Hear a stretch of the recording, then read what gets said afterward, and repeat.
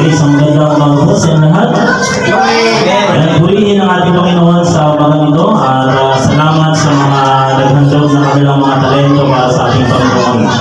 And so, ngayon po ay dadako tayo sa isang pag-aaral. Handa na po ba ang lahat? Ayan, purihin ang ating Diyos.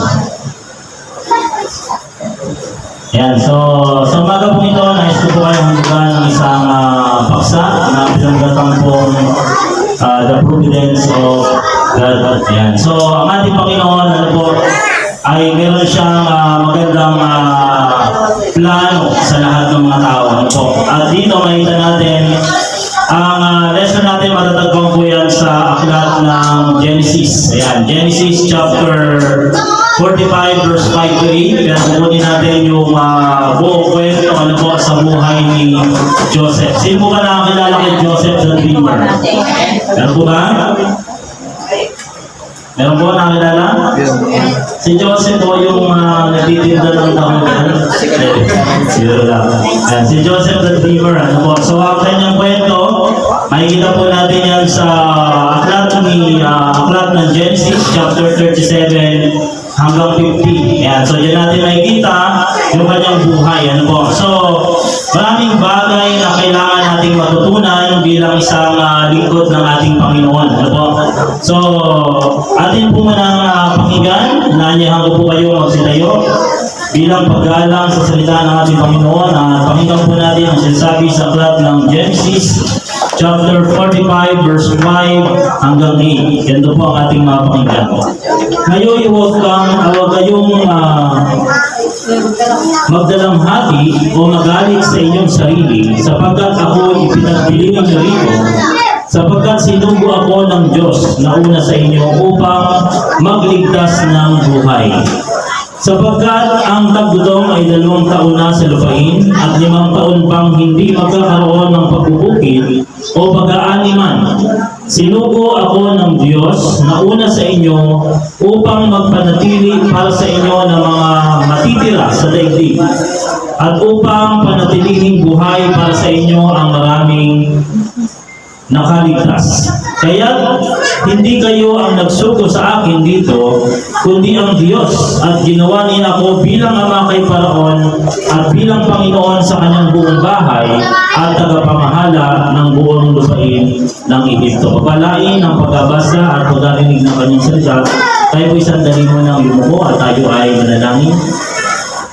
Pagdakilan naming Diyos na lubos ng mga pangyarihan sa lahat, amang banal, kami ay tataas ng tinig sa iyo upang luwalhatiin po namin ang iyong dakilang pangalan. Papurihan ka namin, Panginoon, sa iyong mga kabilang-bilas ng mga gawa.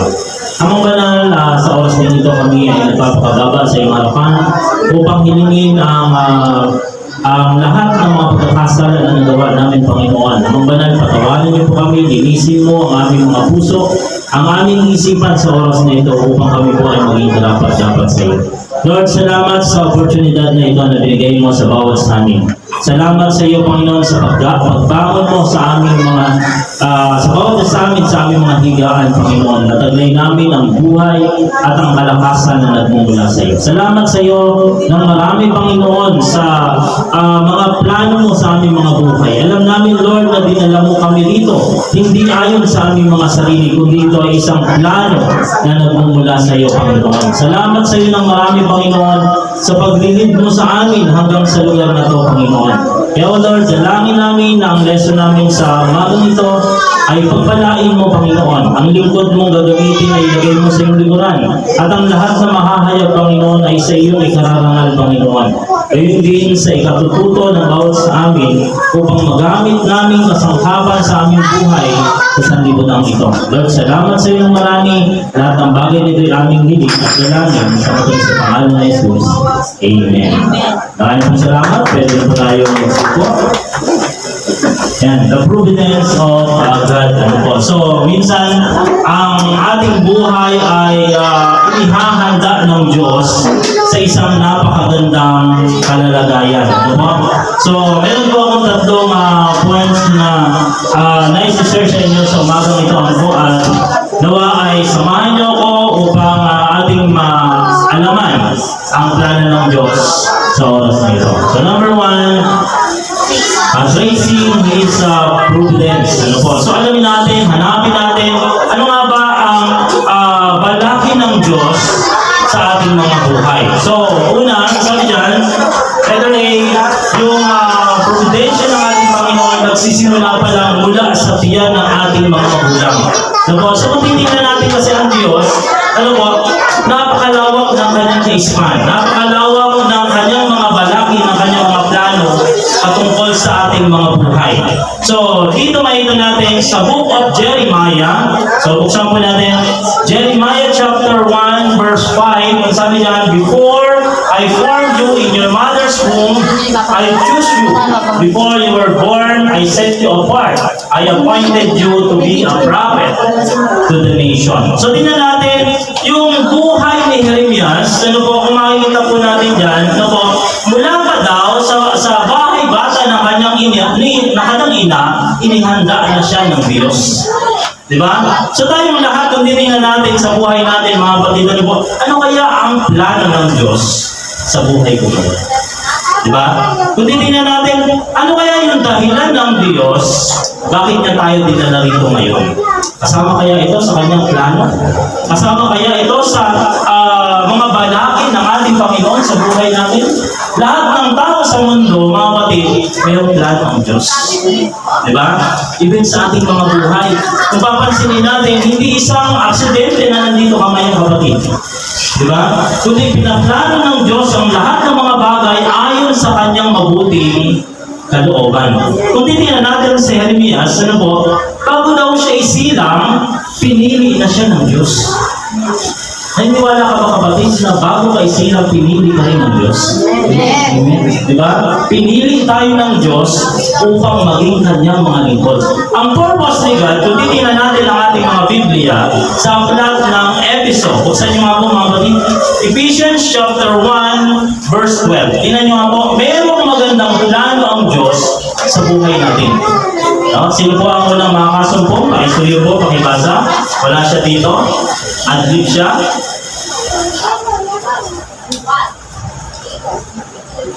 Yan, pakisuyo po sa unang makakasumpong.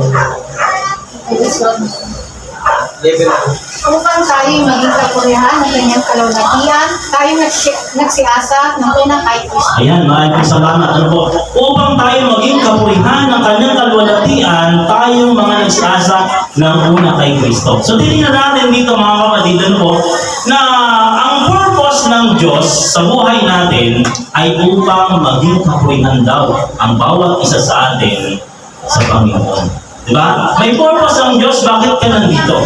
May purpose ang Diyos, bakit ka nilikha? Diyan. Diba? Ang sinasabi ng Biblia, ang dahilan ng pagsilang mo, ang dahilan ng paglabas mo sa mundong ito, ay ang maglingkod sa Diyos. Diba? Ito ay plano ng Diyos. Kung titignan natin sa Old Testament, sa time ni Noe, ano yung problema? Bakit hinayaan ng Diyos na malipol ang lahat ng tao liban kay Noe at sa kanyang sambahin? Palarin niyo po bakit? Kasamaan. Kasamaan. Ano ba? Masama ng mga tao. Yan, sobrang sama ng mga tao. So, nalimutan nila sa kanilang buhay na mayroong lumikha sa kanila. Di ba? Yun yung problema sa maraming mga tao na minsan, kapag maganda na yung takbo ng buhay mo, isipin mo hindi mo na kailangan ang Panginoon. Ang time ng tao kung bakit lang siya tatawag kapag kumukulong yung sigmura. Di ba? Pero kapag nabusog, ang sabi ng tao pag nabusog? Salamat sa Diyos. Di ba? Naalala ng tao ang Diyos kapag siya ay nabubusog. Pero kapag ang tao ay sagana sa kanyang pamumuhay, isang nalilimutan niya na mayroong Diyos. Diba? Yun yung nagiging problema. Kaya dun sa Old Testament, sa panahon ni Noe, nilipol ng Diyos. Ang word ng ating Panginoon, nagsisi ang Diyos, bakit niya nilipol ang tao. Diba? Yun ang problema. Huwag natin hayaan, mga kapatid, na sa buhay natin, sasabihin ng Diyos, nagsisi ako na nilikha kita. Diba? Huwag natin pabayaan yun. Kasi ang plano ng Diyos, kung bago tayo nilikha sa mundong ito upang magbigay daw tayo ng papuri sa Kanya. Tama po ba? Tayo po ba ay handang ibigay yung buhay natin upang papurihan ang Panginoon? Amen. Ano po, salamat po. Ano po. So si Jeremiah sa kanyang buhay, in-appoint siya ng Panginoon para maging propeta. No, kasi ang Israel, ang Huda, ay nakakalimot sa ating Panginoon. So, sinugo ang lingkod ng Diyos na si Propeta Jeremias upang mangaral sa kanila. So, sabi diyan, mula pa daw sa bahay bata ng kanyang ina, pinili na siya ng Diyos. So, tayo lahat dito mga kapatid, maaaring mayroong magandang plano ang Diyos sa buhay natin kung bakit ka kailangan makarinig ng kanyang mga salita. Okay, next, isa pa, sa Galatians chapter 1 verse 15, ngunit nang magalingin ng Diyos na siyang sa akin ay nagbukod, buhay pa sa tiyan ng aking ina at ako'y tawagin sa pamamagitan ng kanyang biyaya. So tingnan natin ito, ano po si Apostol Pablo na nagsulat sa aklat ng Galatia na nagsasabi, binukod din daw po siya, nabuhay pa sa tiyan ng kanyang ina, pinili na siya ng Diyos. Yan. So maraming mga verse sa Bible na makikita natin kung paano inihanda ng Diyos ang mga tao na upang gamitin sa isang bahagi ng paglilingkod sa Diyos. At maaaring lahat tayo mga kapatid na narito ngayon ay isa dun sa naiplano ng Diyos ang buhay na sa oras na ito, sa araw na ito, nandyan ka ngayon upang gamitin ng Panginoon. So lahat tayo ay hanggang magpagamit sa ating Diyos. Kailangan lang natin, alamin natin ano yung plano ng Diyos sa ating mga buhay. Okay? Next po. Let there be all work together for good. Sabi dyan sa Romans 8:28, and we know that all things work together for good for those who love God, who are called according to His purpose. Ayan. So tingnan natin, kung makikita natin dito na sinasabi ng Apostol Pablo, lahat daw ng mga bagay ay nagkakalakip-lakip. Diba? So maganda kasi yung plano ng Diyos. Kapag ang isang tao ay nagpailalim sa plano ng Diyos, lahat ng bagay magiging maganda. Diba? Pag hinayaan mo na ang Diyos ang kikilos sa iyong buhay. Minsan kasi, marami sa mga tao ang kapag nakaranas ng problema, sinisisi ang Diyos. Diba? Lord, bakit nagkaganito? Lord, bakit ganyan? Diba? Kasi minsan, ang plano ng Diyos, iba dun sa plano natin. Kasi hindi natin nakikita ang kabuuan. Diba? Ang mahabang lakbayin ng ating buhay, hindi natin nakikita. Hindi natin nahuhulaan. Pero ang Diyos, alam niya kung ikaw ay lumilihis ng landas. Kaya ang ginagawa ng Diyos, muli kang ibinabalik sa tamang landas. Diba? Ganyan ang Panginoon. Kaya kung tayo mga kapatid, ay napapailalim sa mga balaki ng ating Panginoon, magiging maganda yung takbo ng ating mga lahat daw, sabi dito, all things work together for His purpose. Diba? Meron kasing plano siya na minsan hindi mo nakikita sa iyong sarili. Dumadaan ka sa maraming suliranin ng buhay kasi minsan yung direction pala ng buhay mo ay papalayo na sa Panginoon. Diba? Marami dyan sa Biblia, kung maging patotoo ng marami mga Kristiyano, na kung paano sila lumapit sa Panginoon. Diba? Marami nagkukwento tungkol sa kanilang buhay na mula doon sa malayong lakbayin nila sa kasalanan ay inilapit sila ng Diyos. Naalala ko yung kwento ni Brother Garvin, nung tayo ay nagkaroon ng cell group. Na minsan isipin natin, bakit niya naman napunta siya dito? Saan niya ako si Brother Darwin? Sa Mindanao. Tapos, isang araw, darating yung isang araw, nandito na siya kasama natin. So yung buhay niya, habang kinukwento niya, maisip mo, ano ba kabuti ang Diyos sa buhay niya? Diba? Na kung hindi niya naman alam ang patungkol sa paglilingkod sa Diyos. Pero bakit dinala siya dito at inihanda yung buhay niya para sa Panginoon? Diba? Tingnan natin talagang napakagandang mga balaki ng Diyos sa bawat isa sa atin. Lahat tayo may kwento. Diba? Tungkol sa mga buhay. Kaya tayo, ang ginagawa natin, ganoon tayo ng cellphone para maikwento natin yung bawat karanasan natin kung paano ang Diyos ay gumawa ng mabuti sa ating mga buhay. Kaya i-encourage ko yung bawat isa, na subukan ninyo na umattend po ng Webes. Subukan po ninyo umattend ng Webes. Doon natin mas lalong makikilala ang Panginoon sa pamagitan ng kwento ng buhay ng ating mga kapatid. Okay, tuloy po natin. Letter C, God use other people. Ano po? Kung titingnan natin, puntahan natin yung kwento ni Jose, sa kanyang buhay. Sa Genesis chapter 37, verse 15 to 17. Ano po? Ang sabi diyan sa 15, at sumpungan siya ng isang tao, hindi ko na sa inyo ikukwento yung buo, At kasumbungan siya ng isang tao at narito na siya'y naggagala sa parang. At siya'y tinanong ng tao yaon na sinasabi, anong hinahanap mo? Sa verse 16, at kanyang sinabi, hinahanap ko ang aking mga kapatid. Pinanganganhi ko sa iyo na sabihin mo sa akin kung saan sila nagpapastol. Yung background ng kwento, inutusan siya ni Israel na hanapin yung kanyang mga kapatid. Kasi si Jose meron siya, ilang kapatid?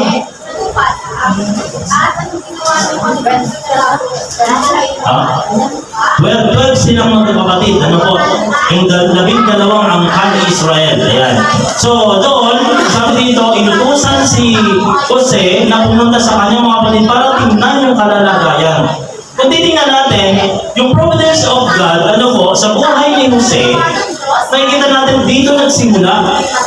Na kung saan, pagdating doon sa paglapit niya doon sa mga kapatid, mayroong hindi magandang mangyayari sa paningin ng tao, sa mata ng tao. Kasi ang kwento nito, sa verse, tuloy muna natin yung 17. At sinabi ng tao, nagsialis na sila, sapagkat narinig kong kanilang sinabi, tayo na sa Dotan, at sinundan ni Jose ang kanyang mga kapatid, at nasumpungan niya sila sa Dotan. Yung kwento nito, pag binasa natin mga kapatid, yung chapter 37 hanggang 45, na makikita natin, doon sa time na inutusan si Jose na pumunta sa kanyang mga kapatid na nagpapastol ng lupa, meron palang hindi magandang plano sa kanya yung kanyang mga kapatid. Bakit? Ano ba yung kwento? Ang situation na iinggit yung kanyang mga kapatid kay Jose. Anong kinainggitan? Kaya ko nakakaalam? Ayan, paborito. Bakit siya paborito? Mabait, wapo, atipuno, ay, sama ba yan? Ayan, masunurin. At dahil sa kanyang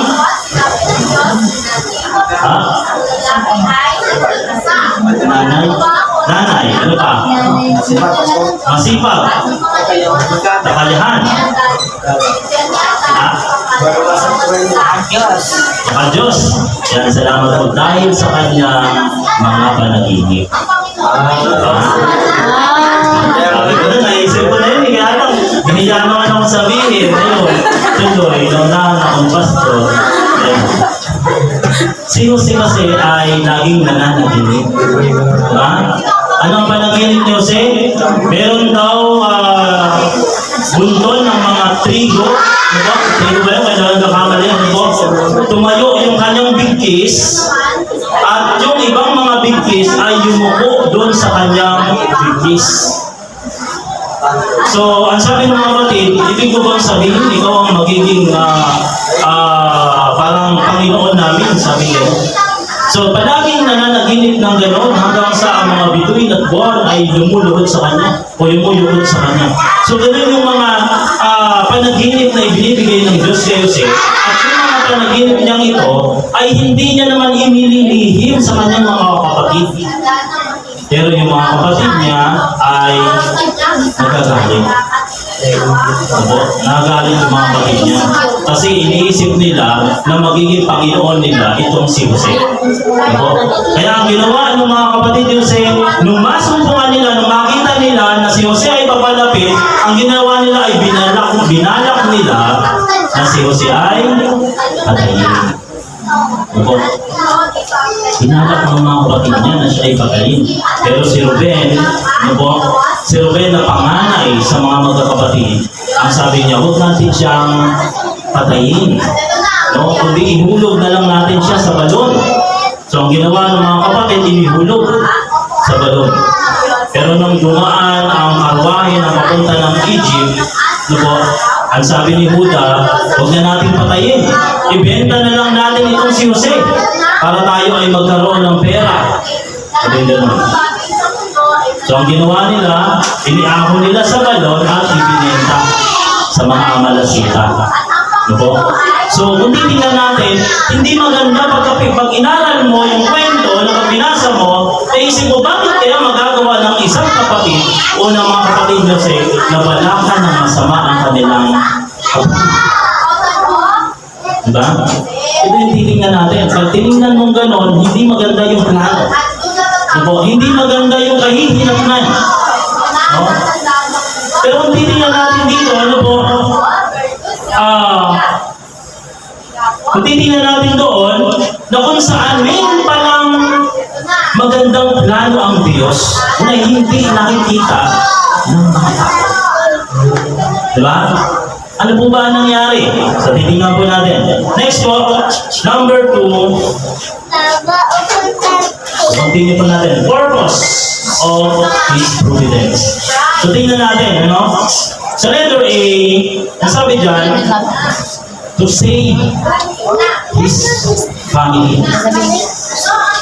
So, tingnan natin. Yung nangyari doon kay Jose, ang ginawa nila, ibinenta. Ibinenta nila si Jose para maging alipin. Kasi uso sa Old Testament, yung binibenta yung mga alipin. At pag naibenta, ito ay aalipinin nila habang buhay. At sa mga alipin, pagka ito ay nagkaroon ng anak, alipin pa rin yung anak. Diba? Hindi katulad sa panahon natin ngayon. No, hindi na buhay, kundi oras na lang ang ating pagpapaalipin sa magitan ng ating pagtatrabaho at tayo ay babayaran. Pero sa kanila, kapag ikaw ay alipin, kahit na ikaw ay mamatay sa hirap, alipin ka pa rin at hindi ka kailanman sasakit. Diba? Yun yung difference, mga kapatid. So si Jose ay ibinenta, hanggang sa ibinenta naman si Jose doon kay Potiphar na tagapamahala ng Pharaoh ng Egypto. No? So sabi dyan, Genesis chapter 45 verse 5 to 8. Ang sabi dyan, at ngayon huwag kayong magdalamhati o magalit man sa inyong sarili na inyo akong ipinagbili rito sapagkat sinugo ako ng Diyos sa unahan ninyo upang magpadya ng buhay. Yan. Ito yung sitwasyon, habang pinabasa ko yung Genesis, mga kapatid. Itong kwento na to, ilang beses ko lang nabasa, pero hindi ko kayang tapusin. Tumitigil ako doon sa time na kung saan aamin na si Jose sa kanyang mga kapatid. Kasi noong time, mga kapatid, na nanaginip ang Parao, no? Na ang sabi niya doon sa kanyang panaginip, na naginip daw po siya, na mayroong 7 matatabang baka, no? Na nanginginain ng damo. At sa likuran niya, ay mayroong 7 baka na mapapaya.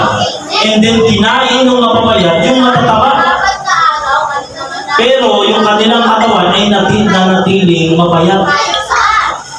Yun yung kanyang panaginip. And then, natulog ulit siya. And then, pagtulog niya, ang panaginip niya naman, mayroong mga uhay na matataba, uhay ng trigo, 7 uhay na matataba, at 7 uhay na mapapayat. At ganoon din ang nangyari, kinain din ng mapapayat yung matatabang trigo. So si Parao, ang Parao po, siya yung parang pinakahari ng Egypt, ang tawag nila doon is Parao. No? So yung Parao na to, tinawag niya ang lahat ng matatalino sa Egypt. At ang gusto niyang mangyari, ipaliwanag yung kanyang panaginip.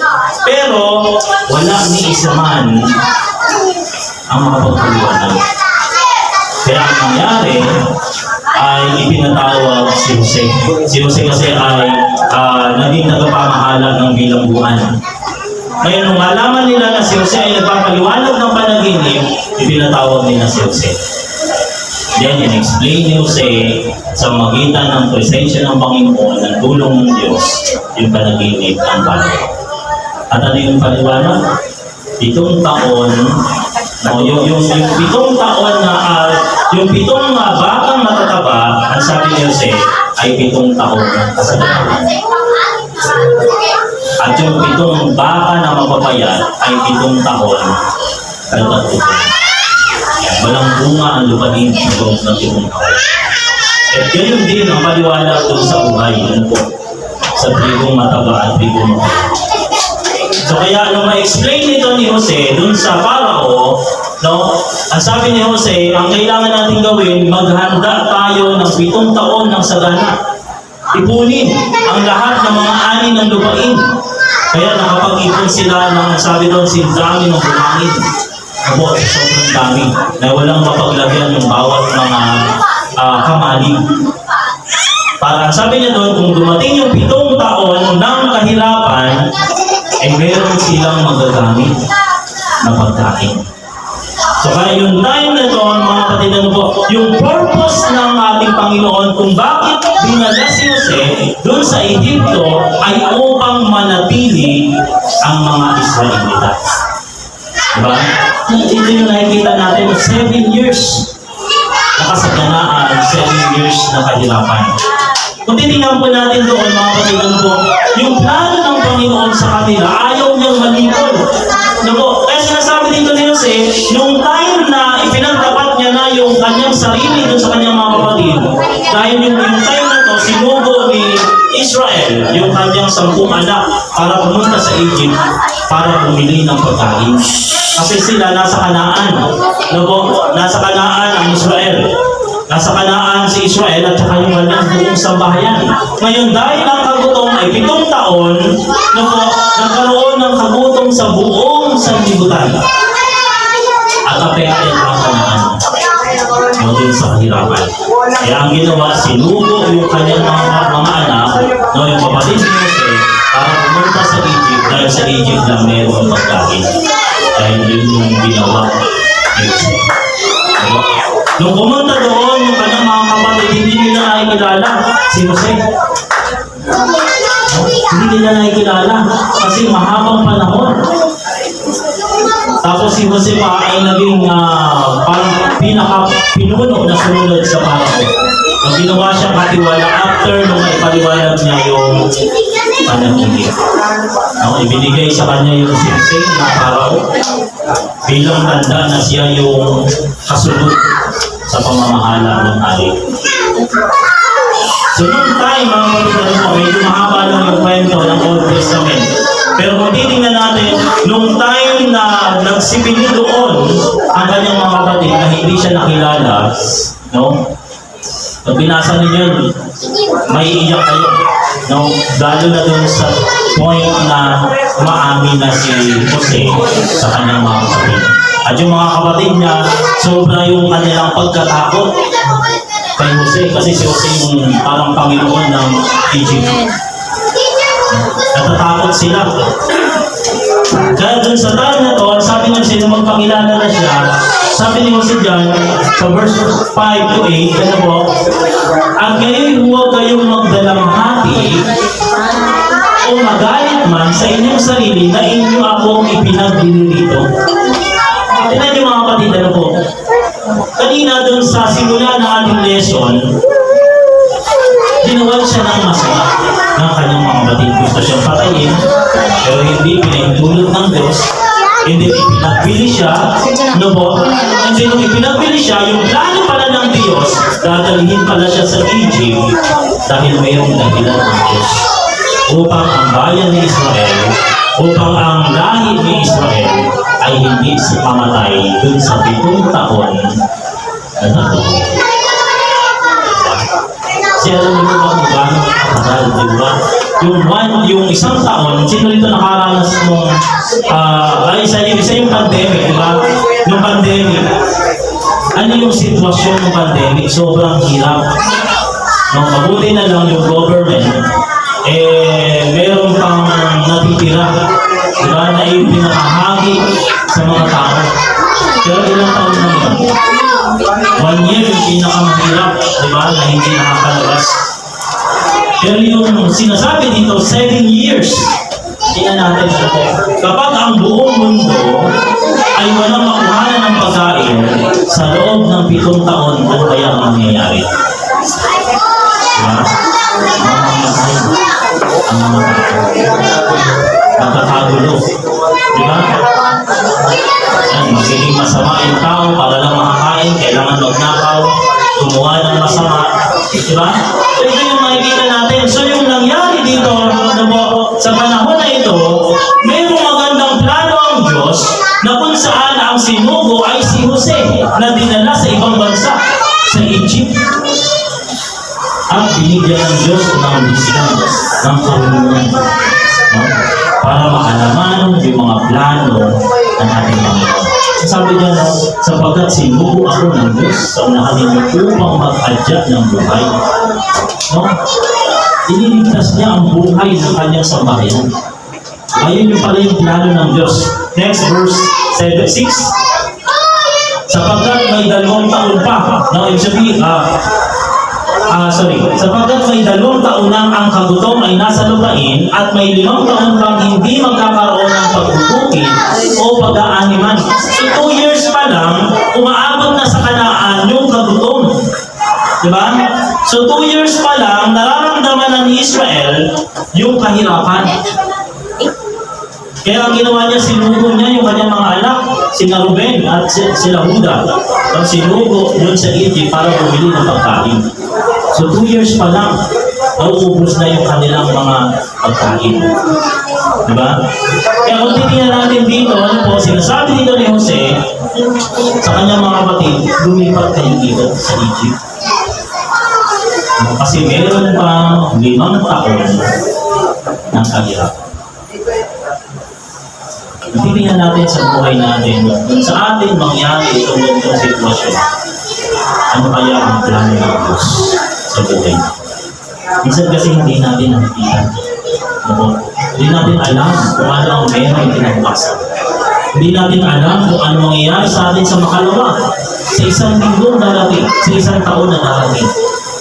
Pero ang maganda dyan, may plano ng Diyos sa bawat sitwasyon ng buhay. Verse 7. At sinugo ako ng Diyos sa unahan ninyo upang papanatilihin kayong di nakalahit sa lupa at upang iligtas kayong buhay sa magitan ng dakilang pagliligtas. Hindi tingnan po natin mga kapatid.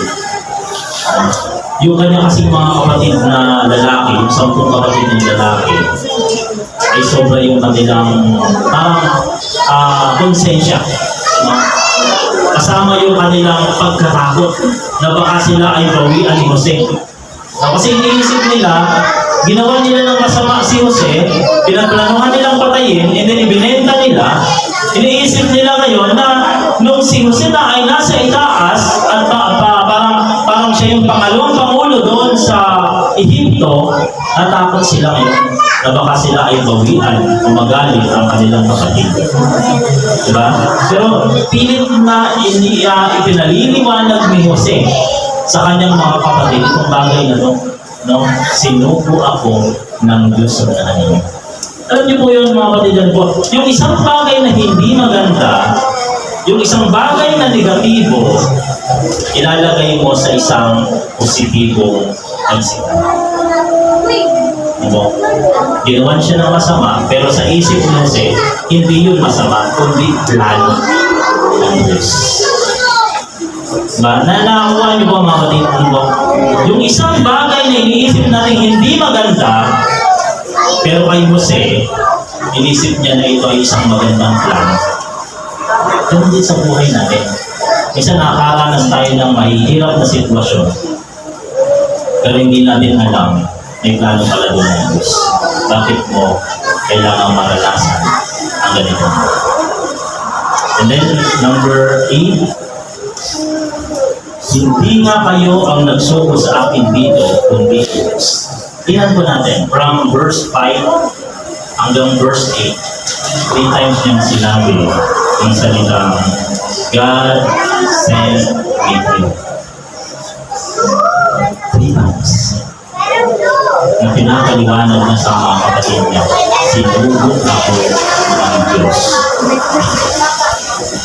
Diba? Hindi niya sinisisi yung mga kapatid, kundi ipinalalagay niya sa kanyang sarili, ako ay sinubok ng Diyos sa lugar na to. Minsan po kasi sa buhay natin na kailangan natin tingnan ano kaya yung plano ng Diyos sa buhay ko. Kung minsan iisipin natin kung saan-saan tayo napunta, kung saan-saan tayo nakarating sa buhay natin, pero isipin natin bakit kaya tayo nandito ngayon. Diba? Ano kaya yung plano ng Diyos na hindi natin nakikita? Ano kaya yung plano ng Diyos sa buhay natin kung bakit tayo dinala ngayon sa lugar? Bakit kailangan mo itong marinig? Bakit kailangan mo itong malaman? Bakit kailangan mo itong matutunan sa buhay mo? Sa buhay ni Jose at ang kanyang buhay sa bayan. Ano? Na sa kabila ng hindi magandang bagay na ginawa ng mga kapatid, kasama pala ito sa plano ng Diyos. Ano? Yun yung pinaka maganda na dapat natin makita. Let there be to save the people of Israel. Hindi lang yung sambahayan, hindi lahat ng kanilang mga tao, lahat ng mga tao na kasama ng Israel. Lahat sila ay ililipas. Verse 20, chapter 50, at tungkol sa inyo ay inyong pinalagay na kasamaan laban sa akin. Tingnan niyo po mga kapatid po. Yung mga tao, yung mga kapatid niya, sinasabing ni Jose, no? At tungkol sa inyo, inyong pinalalagay na kasamaan laban sa akin, yung nangyari, yung situation. Na po, na kung saan ay pinagbili siya, na kung saan ay pinagbalakan siya ng masama. Yun yung iniisip nila. Pero sabi diyan, ngunit ipinalagay ng Diyos na kabutihan upang mangyari ang gaya sa araw nito na iligtas ang buhay ng marami. Tingnan natin yun. Ano po? Kung paano pinaplano ng Diyos na lahat ng bagay. Kaya nga sa Romans 8:20, all things work together for you. Diba?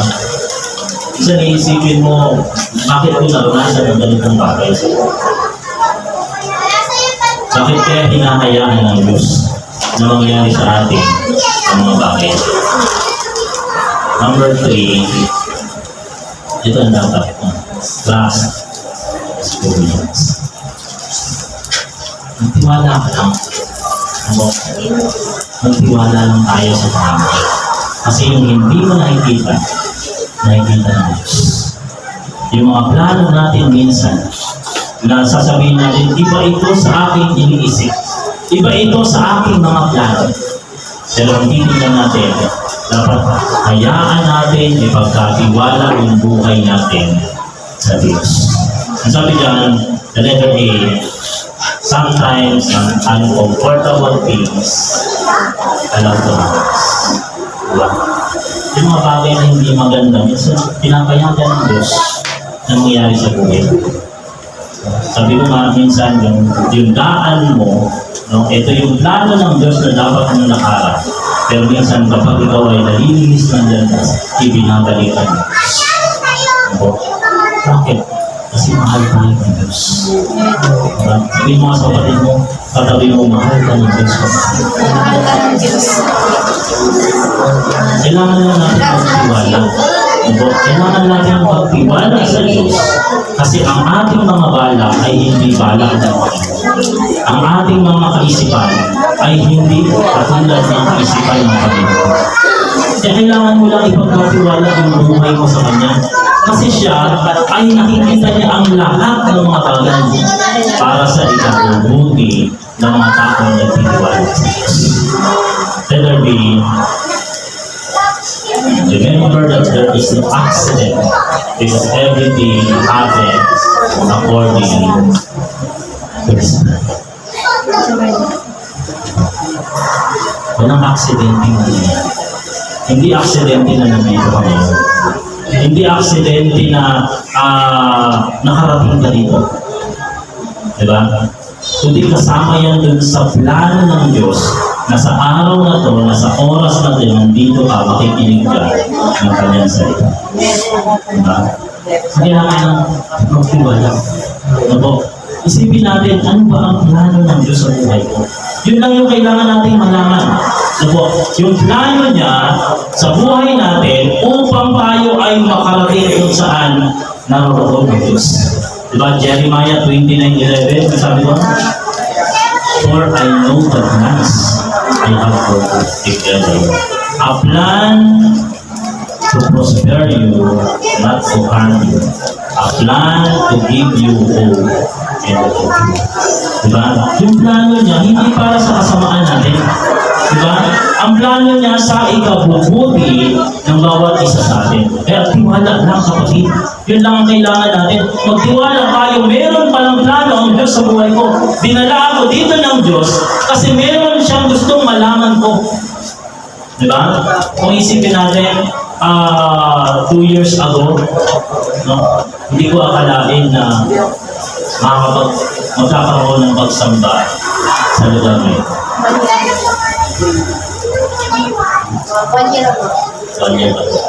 1 year ago, nung tayo nag-start na, 2 years. Hindi ako na. Palibahan na rin. Okay. So, minsan isipin natin, kasi nung pandemic, ang plano namin, ang plano ko, probinsya. Yun ang plano ko. Sabi ko, nag-uusap kami, maganda sa probinsya na lang tayo. Pero bakit kaya nandito kami ngayon? Bakit kaya nandito tayo ngayon? Diba? Kasi dahil sa plano ng Diyos. Walang mag-iisip na sa isang araw, gigising ka sa umaga, wala ka na sa hometown. Diba? Gigising ka isang araw, mula ka sa Mindanao, mula ka sa Bicol, mula ka sa Visaya, mula ka sa Norte, tapos nandito ka ngayon sa kampo. Diba? Ano ang plano ng Diyos? Bakit ka nilagay dito? Diba? Yun yung dapat natin isipin. Ano po, ang kailangan mo ng kapatid ay magtiwala sa Panginoon. Ano kailangan mo dito? Kasi nakikita niya ang lahat ng mga mata. Nakikita niya ang lahat ng lahat para sa ikabubuti ng bawat isa. So, bilang panghuli po, ay iwan ko sa inyo. Ephesians chapter 1, verse 10. Sabi lang, tayo din naman sa Kanya ay ginawang mana na ipinalaganan niya tayo ng una pa ayon sa pasya niya kung gumawa ng lahat ng mga bagay ayon sa pasya ng Kanyang kalooban. Mula sa simula, mga batid, inihanda ka ng Diyos. Ito yung Kanyang plano na kailangan mo sundin. Narito ka ngayon upang magpagamit sa Diyos. Hayaan natin na yung plano niya, yung purpose kung bakit kanya dinala dito ay magampanan natin. Hindi sa sarili lang natin, kundi para dun sa Diyos na nagplano ang lahat ng bagay para sa buhay. Tayong lahat tayo na po na tayo po. Nakita namin Diyos ng mga pangyarihan sa lahat. Panginoon, salamat sa mga plano mo sa akin. Salamat sa iyo, Panginoon. Bagaman maraming mga pangyayari sa aming buhay na tila baga ang hirap tanggapin. Pero alam namin, Lord, na napakaganda ng plano. Alam namin, Lord, na ang plano mo ay hindi lamang hanggang dito sa lupang ito. Kundi ang plano mo, Panginoon, ay upang dalhin kami kung saan ka naroon. Hindi dito sa lupa, Panginoon, ang aming pagkamamahal. Sapagkat ang plano mo ay mula dito hanggang dyan sa langit na yung ginagawa. Lord, tulungan mo kami na magtiwala sa iyo. Tulungan mo kami, Panginoon, na magpapalakas sa aming mga pananampalataya sa iyo, Panginoon. Huwag mong hayaan na sino man sa amin, Panginoon, ay mawala sa iyong mga plano. Tulungan mo kami, Panginoon, upang maging matatag kami lahat sa paglilingkuran sa iyo, Panginoon. Tulungan mo kami lahat na ang buhay namin ay magagamit lamang namin upang ikaw ay aming patuloy. Sapagkat ang purpose ng aming buhay ay magbigay ng pagpuwisan. Huwag mong hayaan, Panginoon, na ang aming mga buhay ay masawa. Huwag mong hayaan, Panginoon, na ang aming mga buhay ay nawalan ng kabuluhan. Na magamit namin sa amin lamang mga sarili. Na magamit namin para lang dito sa sanlibutan ito. Kundi ito-open mo naman, Panginoon, na ang buhay namin ay magampanan ang pagpuli. Na ang buhay namin magamit para patuloy. Lord, salamat sa iyo ng marami sa buhay ni Jose at ng kanyang buong sabay. Na kung paano ipinalano mo ang lahat ng pangyayari sa kanilang buhay. Na kung paano iniligtas mo sila, Panginoon, mula sa kahirapan. Na kung paano inalis mo sila sa kasutuman, Panginoon, at pinala mo sila sa kasaganaan. Lord, tingnan mo ang aming mga buhay. Tingnan mo ang aming mga buhay. Tulungan mo kami, Panginoon, sa panahon ng aming kahirapan. Tulungan mo kami, Panginoon, sa panahon ng aming kawalan. Lord, alam namin na hindi mo kami pababayaan. Lord, bless mo ang lahat ng source of income ng iyong mga anak, Lord. Ikaw nawa ang magpahala sa amin, Panginoon. Ikaw nawa ang patuloy na mauna sa aming mga buhay upang hindi kami magkaroon ng anumang uri ng pagdadahilan ng aming buhay, Panginoon, ay magamit lamang namin upang salamat sa iyo ng maraming Panginoon sa lahat ng bagay. Ito ang aming hinihiling sa iyo. Ito ang aming dinadalangin sa iyo sa matamis na pangalan ng iyong anak na si Jesus. Amen. God bless you.